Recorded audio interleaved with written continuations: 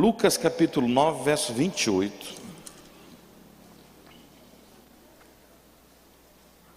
Diz assim: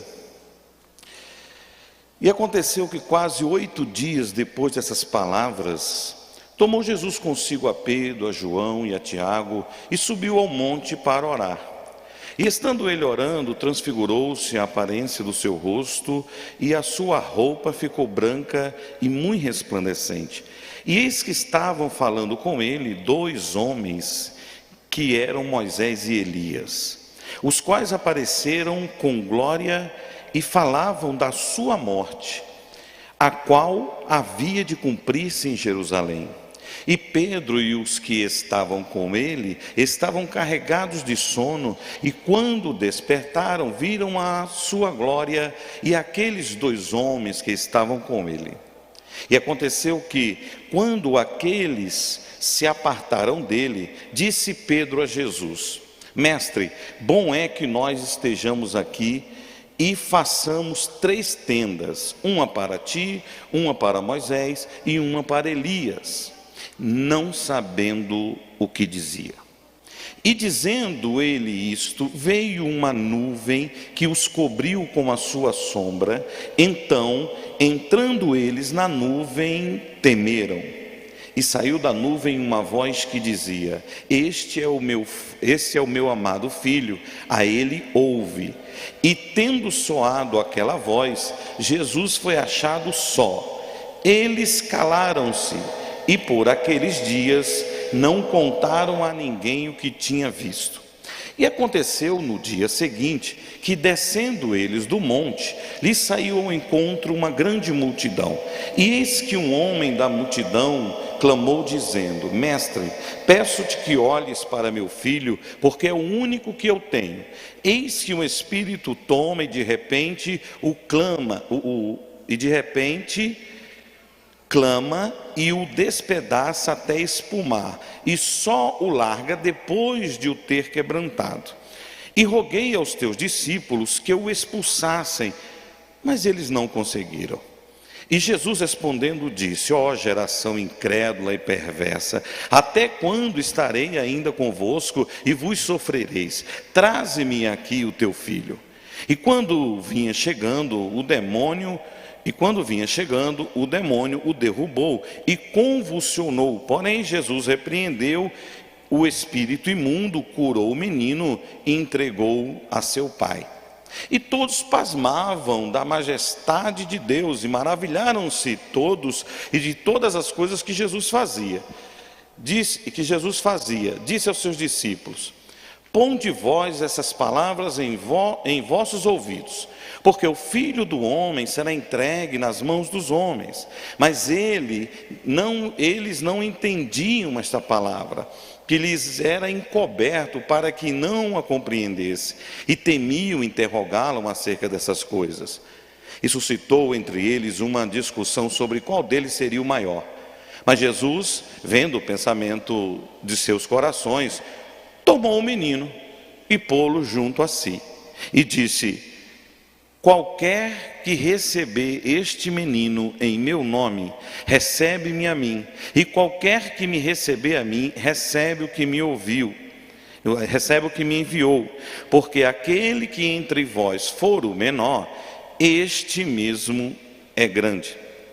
E respondeu João dizendo: Mestre, vimos um que em teu nome expulsa os demônios e lhe proibimos, porque não te segue conosco. E Jesus lhe disse: Não o proibás, porque quem não é contra nós é por nós. E aconteceu que, completando-se os dias da sua assunção, manifestou o firme propósito de ir a Jerusalém. Amém? Agora pode sentar.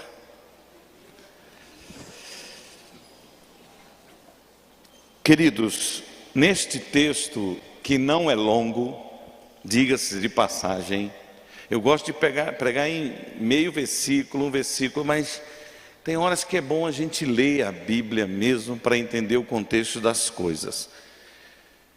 Esse período em que nós passamos serviu para nos ensinar muita coisa. serviu para nos ensinar muita coisa, serviu para afastar pessoas de nós, serviu para juntar pessoas a nós, e a palavra de Deus continuou soberana, amém? A palavra de Deus se cumpriu na vida de algumas pessoas, se cumpriu na humanidade, e sempre, sempre, sempre Deus terá razão. Há um debate muito interessante entre nós pastores sobre a igreja, sobre o comportamento das pessoas depois da pandemia. Pessoas que queriam estar sempre na igreja e depois da pandemia parece que, se eu for uma vez em semana tá bom demais e tal, aquela coisa toda. E alguma coisa a gente tem sentido que tem mudado o comportamento das pessoas. Mas se nós não acordarmos para as influências, seja ela de fatos corriqueiros ou de fatos extraordinários, se nós não acordarmos para combater a influência que o nosso exterior tem na nossa fé, no nosso interior, nós vamos viver à mercê do vento, nós vamos viver à mercê de uma nova pandemia. Eu posso aprender com tudo isso que aconteceu, que aqueles que se agarraram com Jesus estão firmes e estão glorificando o seu nome para todo sempre. Aqueles que apesar de tudo permaneceram firmes. Aqui nesse texto me mostra algumas características de 3 tipos de igrejas. 3 tipos de igrejas que nós podemos encontrar nesse texto. O texto começa falando de uma experiência espiritual. Jesus Cristo, no monte que passou a ser o monte da transfiguração, com alguns de seus discípulos, os mais chegados, e de repente Jesus se transfigura, e é achado com ele Moisés e Elias. Daqui a pouco Pedro acorda do seu sono e vê aquele fenômeno, e vê aquela experiência sobrenatural. E Pedro tem uma ideia incrível. A ideia de Pedro é lógica, a ideia de Pedro é prática, é uma ideia que muitos de nós teríamos. Ora, o grupo pequeno, porque uma dificuldade que se tem quando se tem um grupo grande é exatamente ter atenção do líder, atenção da liderança. Só que Pedro aqui teve uma sacada. Ele viu 3 grandes líderes e ele viu que tinha mais 3 ali, e ele disse: vai ser um pastor para cada um. Nós vamos estar muito bem pastoreados, nós vamos estar muito bem cercados aqui, é uma glória intensa, a gente não vai precisar dividir Jesus com mais ninguém, uma multidão não vai chegar aqui, eles nem vão saber onde a gente está, e nós 3 estaremos exclusivamente com Jesus, e ainda vamos ter Elias e vamos ter Moisés. E a ideia de Pedro é: vamos fazer 3 tendas, porque aí a gente fica aqui para sempre. E nesta hora, Pedro revela uma característica de uma igreja. Ele revela uma característica de um tipo de crente. É aquele crente que ele quer Jesus sim, ele quer a presença de Deus sim, ele quer o poder de Deus sim, mas ele é tão egoísta que ele só quer isso pelo simples prazer de estar na presença de Jesus. Ele não quer nem saber o que está acontecendo lá embaixo do monte. Ele quer saber que Jesus é dele e acabou. Ele quer saber que agora nós vamos construir tendas e vamos ficar aqui. Ele não se deu nem ao trabalho em procurar saber qual era a conversa que estava rolando. O assunto que Jesus estava conversando com Elias e com Moisés. Porque se ele tivesse parado para se informar das palavras de Jesus, ele descobriria que Jesus não podia ficar ali. Ele iria descobrir que não poderia construir tenda ali. Ele iria descobrir que Jesus não podia parar ali. Ei, querido, quantos de nós vivemos experiências extraordinárias com Jesus e paramos nessa experiência? Ei, sem alongar em outro tema, falando de experiência com Deus, quando foi a última vez que você teve uma experiência com Deus? Aquela experiência de antigamente está valendo até hoje. O testemunho de antigamente está valendo até hoje. Escute, Pedro teria que se informar. O que está acontecendo aqui? Que fenômeno é esse? Que conseguiu reunir 3 gerações da história da humanidade, da história de Deus. Ele tinha que pelo menos saber o motivo daquela reunião. Ele tinha que saber o propósito. Ei, você não entre em qualquer coisa sem saber o propósito da existência da própria coisa. Não seja Maria vai com as outras. Só porque está vendo um movimento ali, eu vou lá. Ei, qual é o propósito? Qual foi a oração que nós fizemos quando começou aqui? Senhor, eu quero. Você vem aqui ouvir a palavra porque você precisa sair daqui com uma resposta. Esse é o propósito. Escute só. O assunto era Jesus falando com Elias e com Moisés acerca da sua morte. Ele simplesmente estava falando do propósito da sua existência. Jesus estava...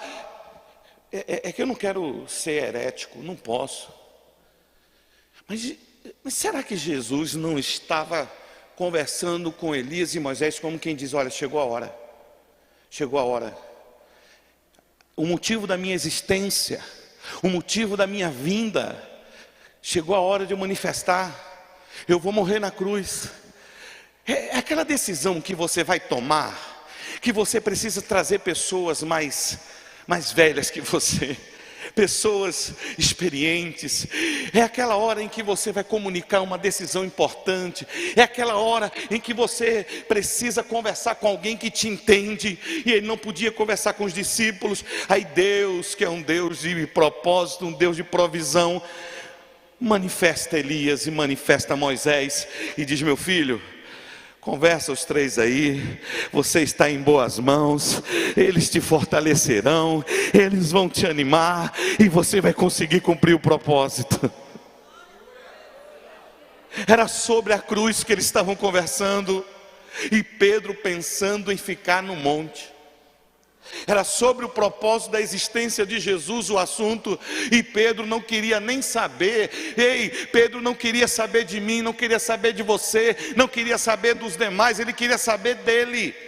É um tipo de igreja que não entende o propósito de Jesus, só quer o que Jesus tem para dar, só quer o que a presença de Jesus, a glória de Jesus, a manifestação de Jesus.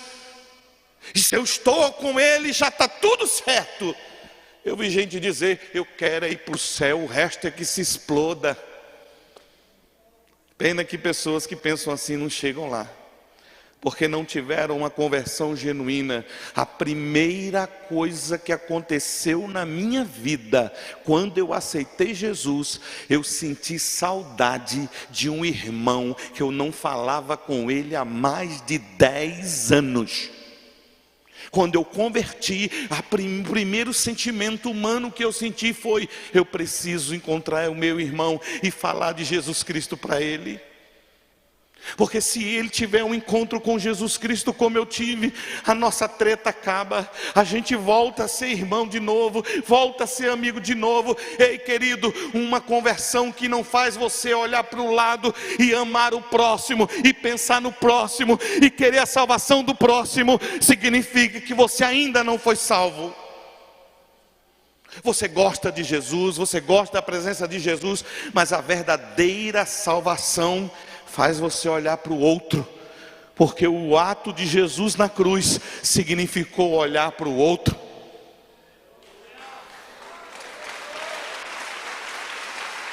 Quando foi a última vez que você chorou por um pecador? A última vez que você derramou lágrima quando viu uma prostituta fazendo ponto? Quando foi a última vez que você conseguiu identificar as mazelas da sociedade como sendo uma transgressão espiritual? Eu lembro, um jovem chegou para me assaltar com algo enrolado na camisa e disse: é um assalto. Eu estava no começo da minha caminhada ainda, morando na minha terra, e eu estava com dinheiro só da passagem, eu não sei quanto é, mas uns R$1, R$2. Aí eu disse: toma, já dei, só é tudo que eu tenho. E aí ele foi, daqui a pouco ele voltou e disse: eu quero mais. Aí algo me disse: bandido não volta. Eu olhei para ele e disse: eu tenho mais para te dar. Vamos andando e eu vou te dando. Botei a mão em cima dele e disse: olha, eu tenho Jesus. Eu tenho Jesus na minha vida. Um dia eu fui igual a você, mas a minha vida mudou. E eu fui falando de Jesus para ele. Fui falando, passei numa linha do trem escura. E ele com aquele enrolado. Cheguei na frente da igreja e disse: olha, aqui é a igreja que eu congrego.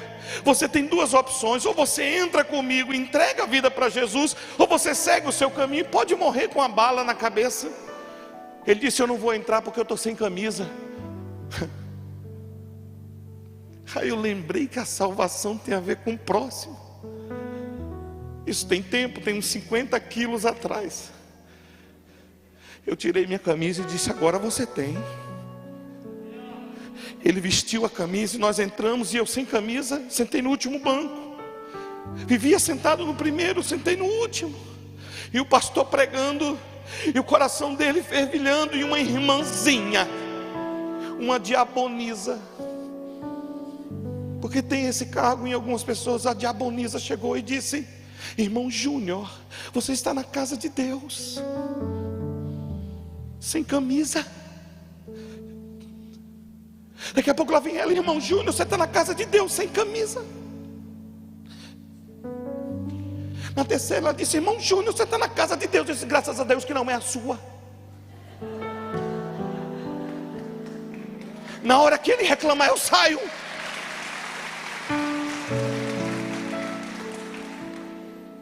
É a nossa mania de querer dizer como as pessoas têm que vir na casa de Deus. Na hora o pastor fez um apelo, eu olhei para ele e disse: aí, essa é a sua hora. Ele disse: você vai comigo? Eu disse: vou. Peguei na mão dele e fui eu e o ladrão lá na frente. E ele entregou a vida para Jesus. E o meu pastor, que era um homem de Deus, olhou para mim, sorriu e disse: você aprendeu o que é evangelho? Uma semana depois me liga uma mulher de Maceió, da Assembleia de Deus, dizendo, eu morava na igreja, dizendo: eu quero falar com o moço que mora aí na igreja. Eu atendi o telefone, ela disse: foi você que ganhou meu filho para Jesus? Ele foi te assaltar? Eu disse: é verdade. Ela disse: eu quero te dizer que ele veio para casa depois de anos e entregou a vida para Jesus e está firme. Um evangelho que alcança o outro.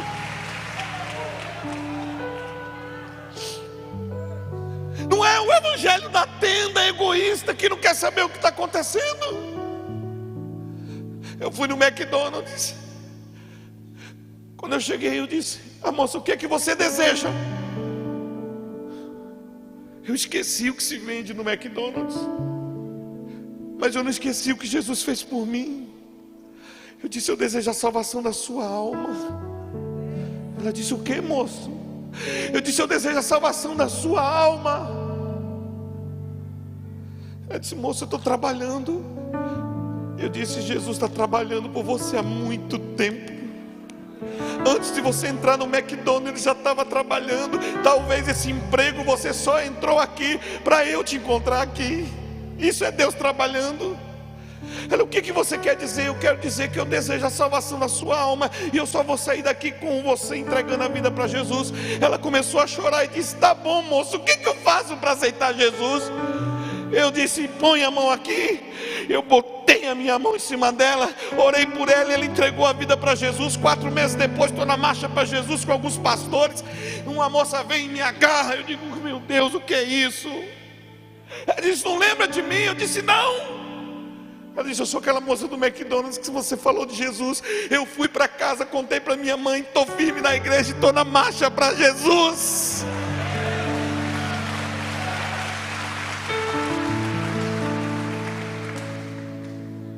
E Pedro preocupado em ter Jesus só para ele. A Bíblia diz que quando ele veio com essa ideia, eu acho que Deus pensou, não entendeu nada, para tudo aí, desce todo mundo. No outro dia eles desceram.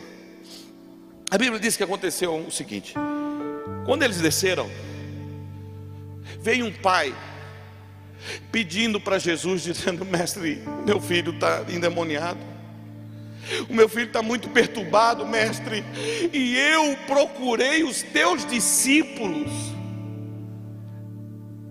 e eles não puderam expulsar. Os teus discípulos não conseguiram expulsar o demônio do menino. A Bíblia diz que Jesus expulsou o demônio daquela criança. E alguma coisa eu aprendo aqui. Logo que Jesus expulsou, estava tendo uma discussão entre os discípulos. Eles estavam discutindo algo. Um menino estava morrendo, o diabo estava destruindo, e eles estavam discutindo. Eles estavam discutindo para saber quem deles seria o maior no reino de Deus. E o menino morrendo, e eles querem saber quem era o maior. Aí aqui se manifesta um outro tipo de igreja. É a igreja dos que querem ser os maiores. É a igreja da politicagem. É a igreja da soberba. É a igreja da vaidade. É a igreja onde o cargo é mais importante. É a igreja onde o que está acontecendo com o perdido não importa. O que importa é a gente resolver essa treta. Queremos saber qual de nós é o maior no reino de Deus. Porque para nós, o importante mesmo não é salvar o menino. O importante é sentar nos primeiros lugares. Escute o seguinte: a primeira igreja valorizava a experiência.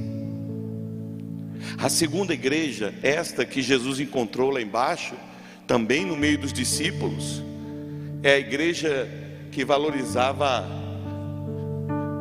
os cargos, a opinião pública.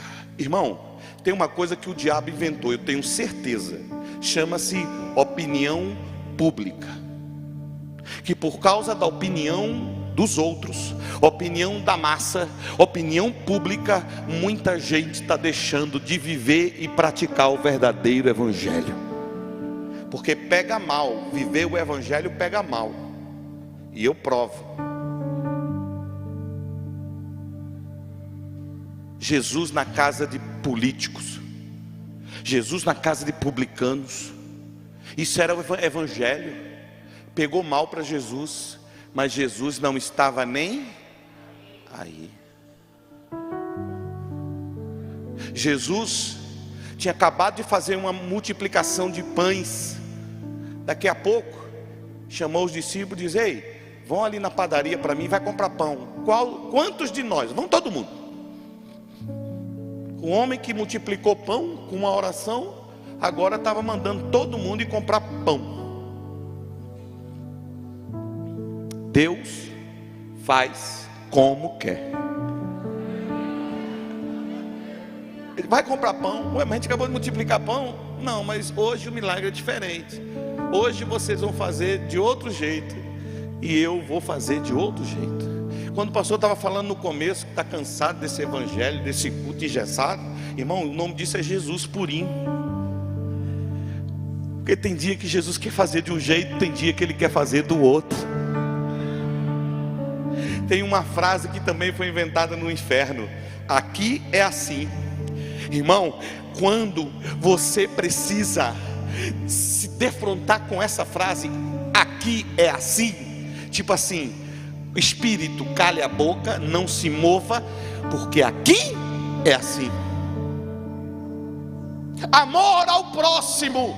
Nem venha com essa modinha, porque aqui é assim, a gente tem um método próprio de fazer as coisas, e o Espírito não. Eu fico pensando, se Jesus viesse aqui hoje ser membro de alguma igreja no Brasil, ele ia ter uma dificuldade grande. A Bíblia diz que Jesus expulsou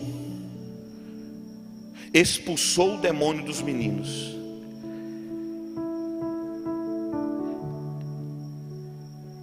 Aí João vem com história. Jesus liberta o menino, João vem com história. João disse: mestre, também está acontecendo outra coisa aqui que eu não estou gostando. Está acontecendo uma outra coisa aqui que eu não estou gostando. O que é que está acontecendo, João? Chegamos aqui, tinha um que estava expulsando demônio em teu nome, e ele não anda com a gente. Como é que pode? Ele não é da nossa igreja, e Deus está usando ele. Não existe isso. Como é que Deus vai usar alguém que não é da nossa igreja? É aquele crente, é aquela igreja que acha que ela é maior do que Deus, ela é maior do que o Espírito Santo. É aquele crente que acha que Deus só pode fazer alguma coisa se for através dele, ou do grupo dele, ou da turminha dele, ou da panela dele.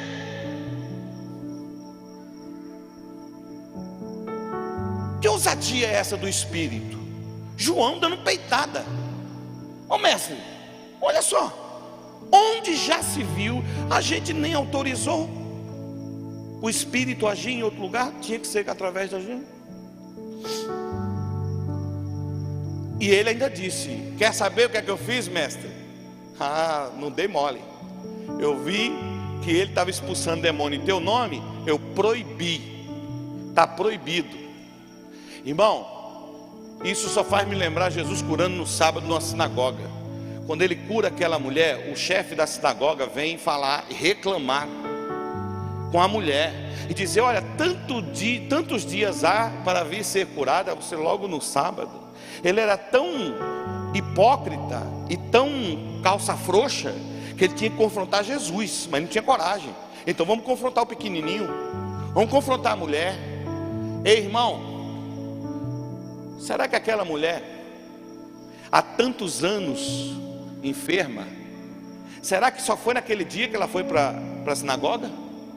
Ou ela vivia indo lá e não tinha poder de Deus? Ela vivia indo lá e não tinha poder de Deus. E no dia que Deus fez, mas não foi através dele, aí diz que não é de Deus.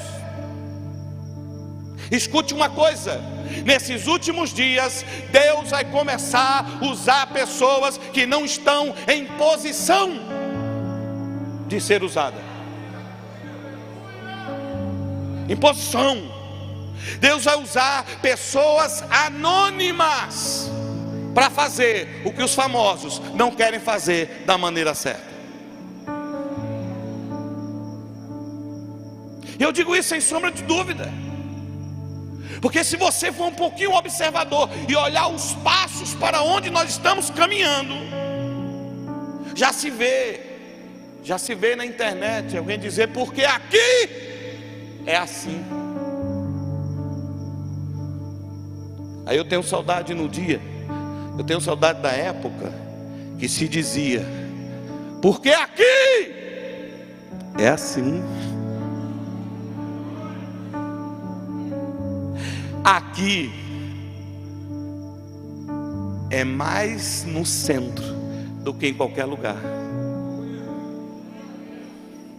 Ontem eu preguei uma mensagem lá em Salvador,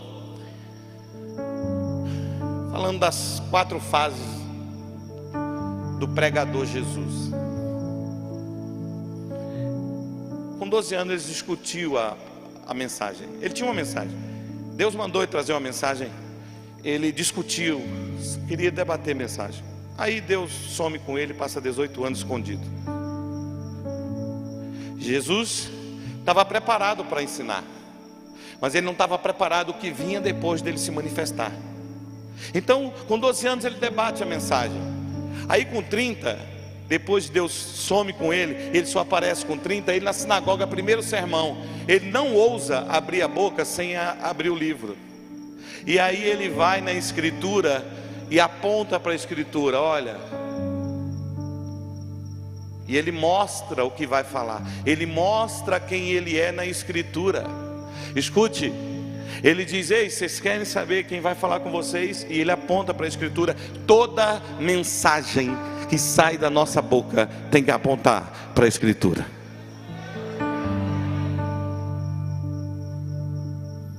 Com 31 anos e meio, ele disse, aprendei de mim que sou manso e humilde de coração. Ele agora não apenas pregava, mas ele também tinha uma mensagem. Ele tinha uma mensagem. Porque o que é ter uma mensagem? É você saber da mensagem e viver essa mensagem, ter, aliás, experiências com ela. Com 30 ele disse, eu vim para curar. Com 31 ele já tinha curado. Então ele disse, eu tenho uma mensagem. Agora no momento, olha o que é o Evangelho. No momento em que Jesus teve sua maior audiência, a maior multidão que Jesus poderia pregar, inclusive foi no lugar que ele debatia, com 12 anos. E para debater você tem que falar muito. Mas agora com 33 anos, um homem que passou a seu ministério pregando, uma igreja cheia de milhões de pessoas olhando para ele em Jerusalém, e ele tinha uma cruz do lado, nas costas, que ele podia usar como ilustração. Esse Jesus, na hora em que ele podia dar sua melhor mensagem, a Bíblia diz que ele não pregou nesse dia.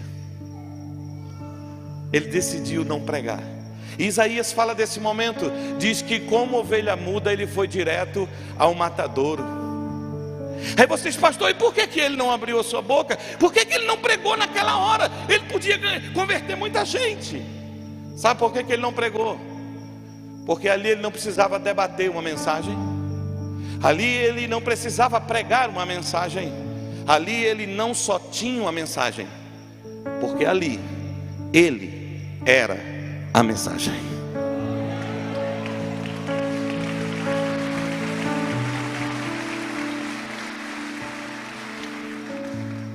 Isaías fala também sobre isso. Ele diz, e olhando para ele, nós fomos iluminados.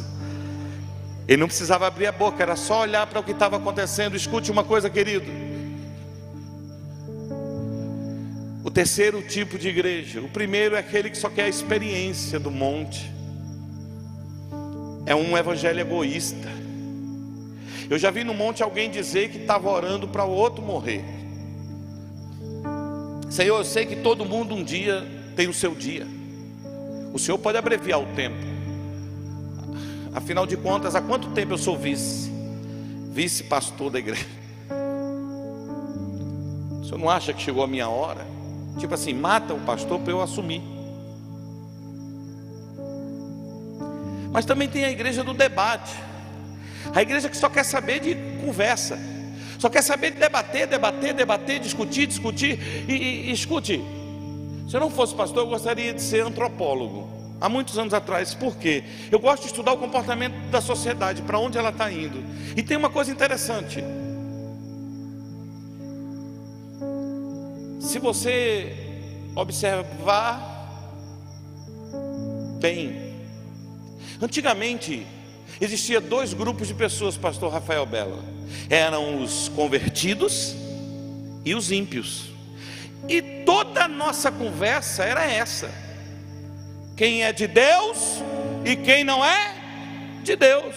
E toda a pregação era ímpio ou justo. Sim ou não? Hoje em dia eu respeito todo mundo, mas a impressão que eu estou tendo, que a igreja que era a palavra final da sociedade, aquele prumo que quando o mundo não se entendia, eles olhavam para a igreja e via o que era certo.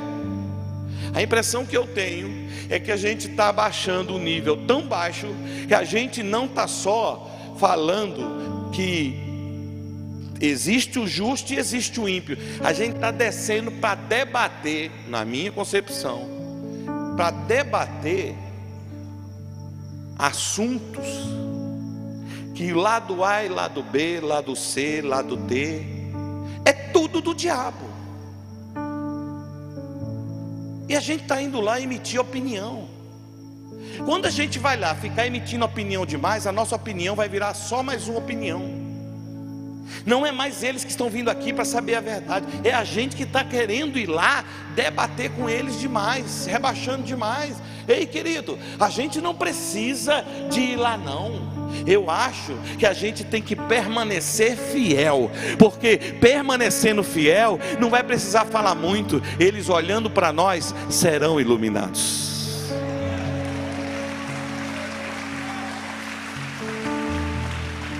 Paulo disse: Timóteo, tem cuidado de ti e da doutrina. Deixa que os mortos enterrem seus mortos.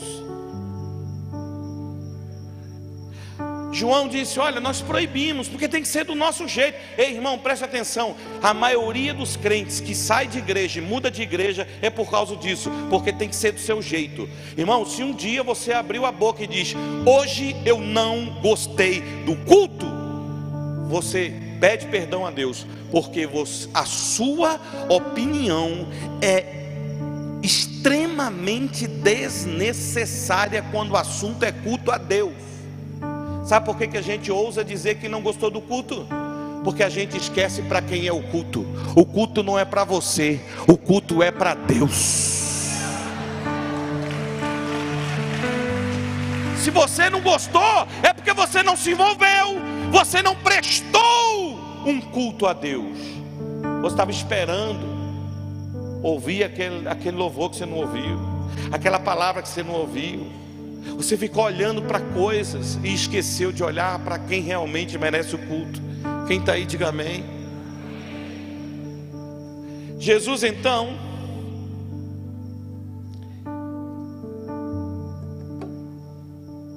diz assim, no versículo 50, Jesus lhe disse: não o proibais. Repete comigo: não, fala forte, não o proibais, porque quem não é contra nós, fala forte, é por nós. Sabe o que é que eu aprendo? É que tem gente que está fazendo as coisas de Deus diferente da gente. Aí a gente acha: olha só como eles são, isso não é de Deus, e porque aquele ali vai para o inferno. Irmão, tem uma coisa que extremamente me incomoda. Eu que aprendi que o Evangelho é salvação. É essa coisa da gente ver alguém crente que nasceu de novo, aceitou a Cristo, e só porque cometeu um erro a gente dá a sentença: vai pro inferno. A vontade que dá é botar um espelho na frente de quem fala isso, só que com exclamação no final, se é que você me entende. Escute, Deus tem a eternidade nos olhos. Quando Deus olha para você, Ele está vendo tudo, mas Ele está vendo que você pode se arrepender. Ele está vendo que você pode entrar pela porta. Ele está vendo que você pode se constranger com o seu erro. Ele está vendo que é um filho dele que errou. Ele está vendo que pode haver recuperação, renovação, recomeço. Então Ele não ousa dizer: vai para o inferno. Ele deixou isso para o último dia. E por que você continua insistindo em se precipitar? Por que hoje você fica mandando o povo para o inferno? Você sabe o que é o inferno?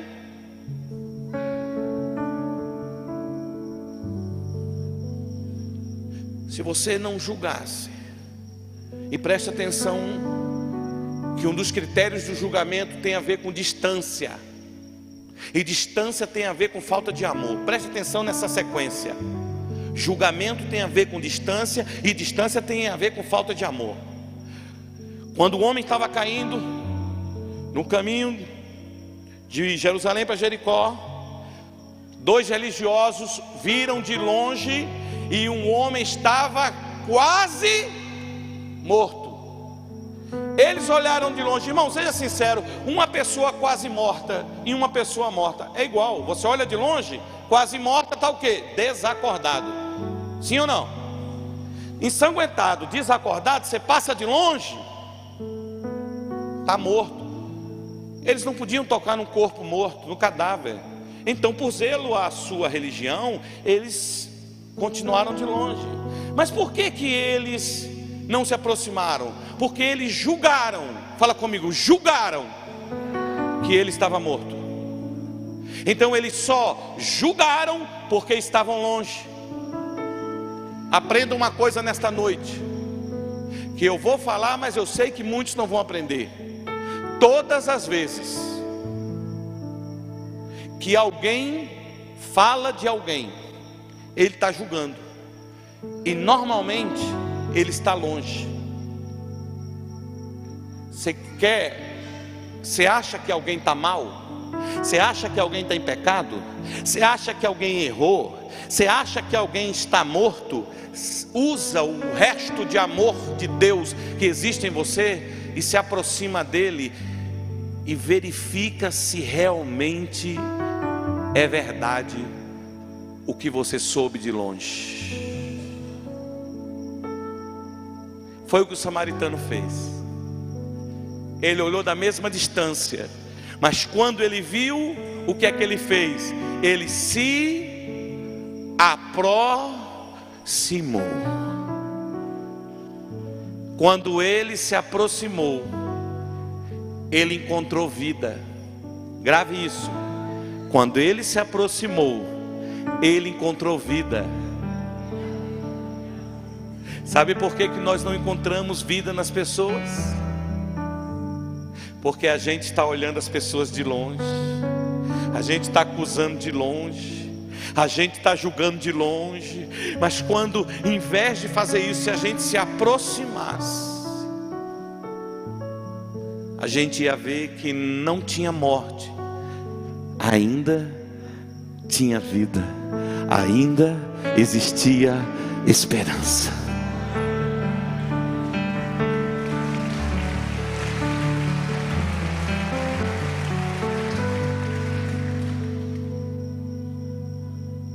Jesus disse: não proíbe não. Eles fazem diferente da gente, mas eles não são contra a gente. Quem não é contra nós é por nós. Glória a Deus. No versículo 47, no versículo 46, vamos voltar no 46, e aqui eu termino para a gente orar. E suscitou-se entre eles uma discussão sobre quem era qual deles seria o maior. Mas Jesus, vendo o pensamento dos seus corações, tomou o menino e pô-lo junto a si, e disse-lhe: qualquer que receber este menino em meu nome, recebe-me a mim, e qualquer que me receber a mim, recebe o que me enviou. Porque aquele que entre vós todos for o menor, esse mesmo é grande. Amém? Agora levanta a cabeça e presta atenção numa coisa aqui, por favor. Jesus encontrou uma discussão, pastor Josué, uma discussão entre os discípulos. Naquela igreja que Jesus encontrou embaixo, tinha uma discussão. Como que Jesus resolve a discussão? Jesus pega o menino. Jesus pega o quê? Fala assim: Jesus pegou o menino. Não, está fraco. Para resolver a discussão, eles não conseguiam expulsar o demônio do menino. Se eles, ao invés de discutir estivessem fazendo o que Jesus mandou, a discussão já tinha acabado.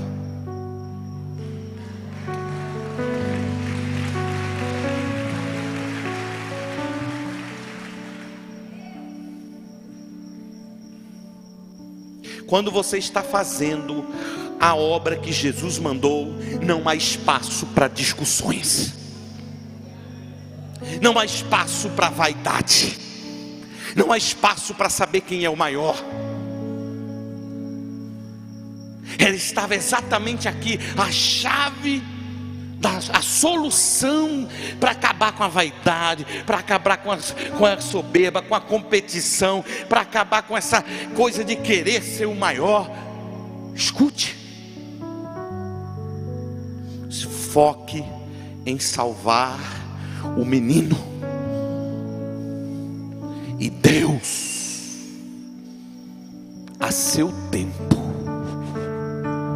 se Ele quiser, se for necessário, Ele vos exaltará.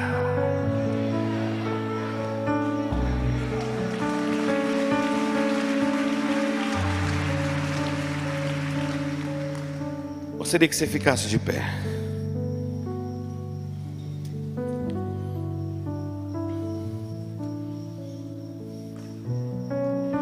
Quando eu converti, Igreja Batista Filadélfia, em Recife, onde eu nasci, entrei na sala de novos convertidos,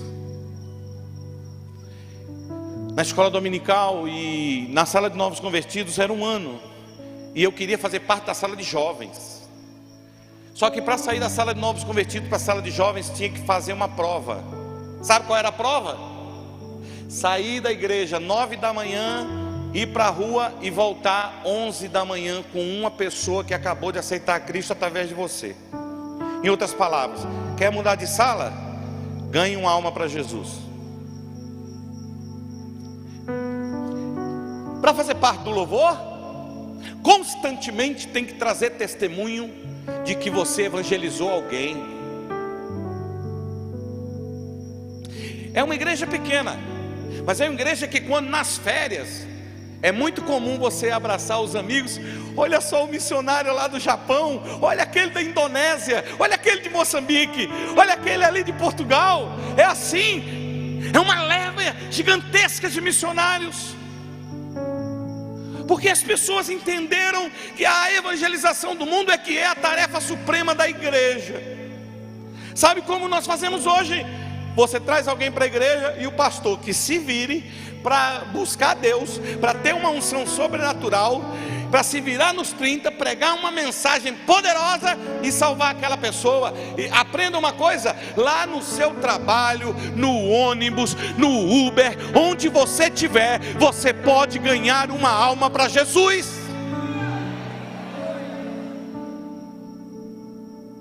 Escute, eu estava indo pregar, eu morava em Portugal, estava indo pregar nos Estados Unidos. Peguei um avião de uma companhia inglesa, a British Airways, e fiquei 7 horas no aeroporto de Londres, sem saber falar inglês. Tem muito tempo atrás. Hoje já consigo dizer I love you. E eu lembro, e eu perguntava para Deus por quê. Eu vivo andando de avião, eu vacilei, não vi essa conexão. Por que eu fiquei 7 horas aqui? E sem entender, e reclamando de Deus porque eu errei a conexão. De repente me deu fome. Quando me deu fome, eu digo: é agora que eu vou usar todo o meu inglês. A recepcionista do restaurante veio, eu olhei para ela e falei: eu não sei falar inglês, estou com fome, quero comer. A moça disse: pode falar português, que eu sou brasileira. Na hora que ela disse isso, o Espírito Santo de Deus falou comigo: você estava perguntando por que você veio aqui passar 7 horas sem fazer nada nesse aeroporto? Por causa dela. Aí ela fez a pergunta-chave: o que é que você deseja? Eu digo: de novo? Está pedindo? Eu lembrei do McDonald's. O que é que você deseja? Eu disse: eu desejo a salvação da sua alma. Ela disse: como assim? Eu disse: como assim? Não, Jesus morreu na cruz para me salvar e para te salvar. E a sua alma é uma decisão sua. Se você aceitar Jesus hoje, sua vida será mudada, transformada, e você vai morar no céu com Jesus para todo sempre. Ela começou a chorar. A outra moça encostou, ela disse: não, não pode deixar. E falou assim: eu conheço ele. Ela disse: moço, eu vou entregar minha vida para Jesus aqui, porque hoje se cumpriu uma profecia da minha mãe. Todas as vezes eu ligo para Goiás, lá no Brasil, e ela diz: filha, eu estou orando a Deus para Ele mandar um homem de Deus aí no aeroporto falar de Jesus para você. Escute uma coisa, eu sei que o nosso Deus é um Deus de abundância em tudo, e Ele realmente é. Você não acha que está na hora de você começar a olhar um pouco para os perdidos? Deixa eu dizer uma coisa do que eu falei lá atrás. A minha preocupação da gente se rebaixar e ficar debatendo certas pautas lá fora, que faz da gente ser uma opinião comum. Sabe qual é a minha preocupação? Eu vou te dizer qual é. É que a gente está brigando para provar uma coisa que não tem como provar. Um homem que foi morto com um tiro e um homem que foi morto com 50 tiros, os dois estão igualmente mortos. Sabe qual é o nosso problema? Que a gente está indo lá fora para levantar a plaquinha e falar dos 50 tiros do cara, enquanto Jesus, quando olha para os dois e diz: estão mortos. Pastor, o que você quer falar? Irmão, espero que esteja gravado e vá para a internet mesmo. Um homossexual que não converteu, não entregou a vida para Jesus, não recebeu a graça de Deus, vai queimar no fogo do inferno. Onde eu li isso, pastor? No mesmo versículo que eu li, que uma pessoa fofoqueira, maldizente, mão de vaca, avarenta, também vai queimar no fogo do inferno. Por que a gente não prega mais isso? Pastor, que isso? Você está aliviando a barra dos caras? Não, eu não estou olhando para um homossexual mais morto do que um ímpio que não aceitou a Cristo. Você pode não estar entendendo o que eu estou falando, mas isso vai ter uma diferença muito grande. Porque quando você mostra para o mundo que sem Cristo eles estão perdidos, todos eles estão encaixados nessa mensagem. Agora, quando você foca só num grupo, você esquece dos outros. Aí os outros vão dizer: eu não sou gay, estou no céu. Mexe com multidão e existe efeito colateral. Pastor, você está dizendo que a gente não tem que pregar? Vou repetir: tem que pregar sim. E pode gravar de novo: homossexual não aceitou a Cristo, vai para o inferno. Mas também, grava de novo: adúltero não aceitou a Cristo, vai para o inferno. Mentiroso não aceitou a Cristo, vai para o inferno. Qualquer um pecador não aceitou a Cristo, vai para o inferno.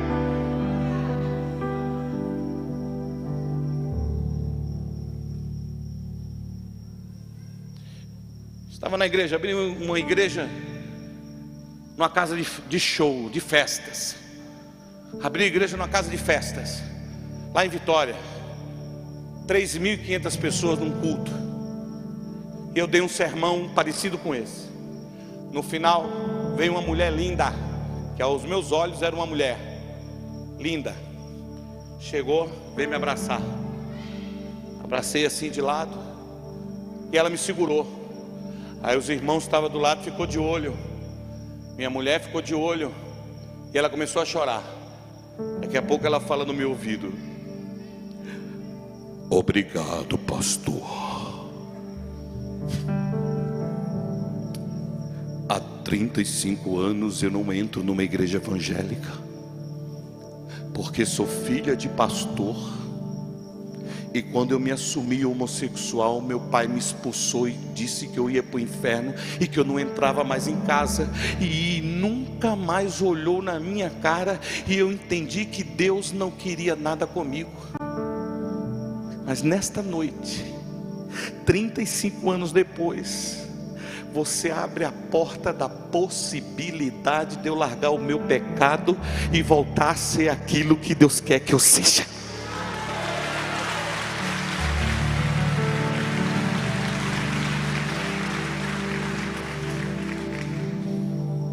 Se você encontrar um mentiroso, abraça ele também. Se você encontrar um pecador, um perdido, abraça ele também, querido. A igreja de Cristo é conhecida por salvar os meninos, por curar o endemoniado. Não é pelas experiências, não é pelos debates, é pelo amor que tem pelo perdido. E nisto conhecerão que sois meus discípulos, quando amardes uns aos... Feche os seus olhos e peça a Deus conversão de direção. Senhor, se eu tenho sido um crente que só quer saber de experiência e não estou me importando com o perdido, Senhor, me perdoa. Eu quero ganhar almas, eu quero trazer pessoas a Cristo. Eles estão igualmente mortos e eu preciso amá-los e falar sempre a verdade para eles, mas em amor.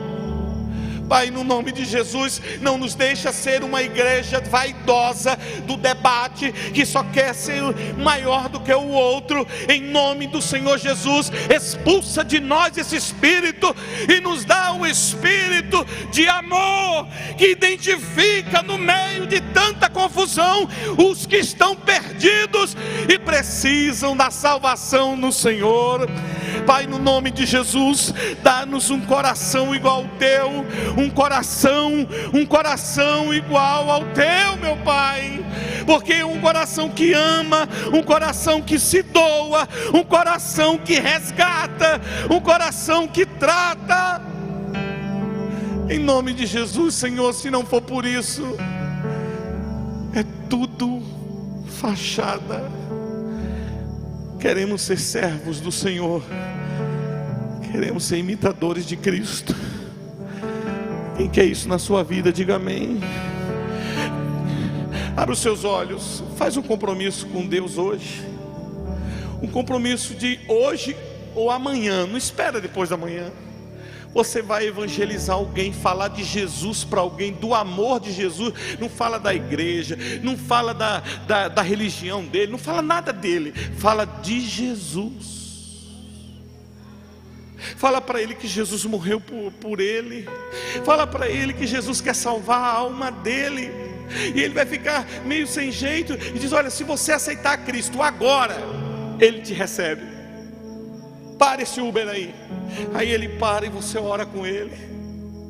Ele confessa Jesus.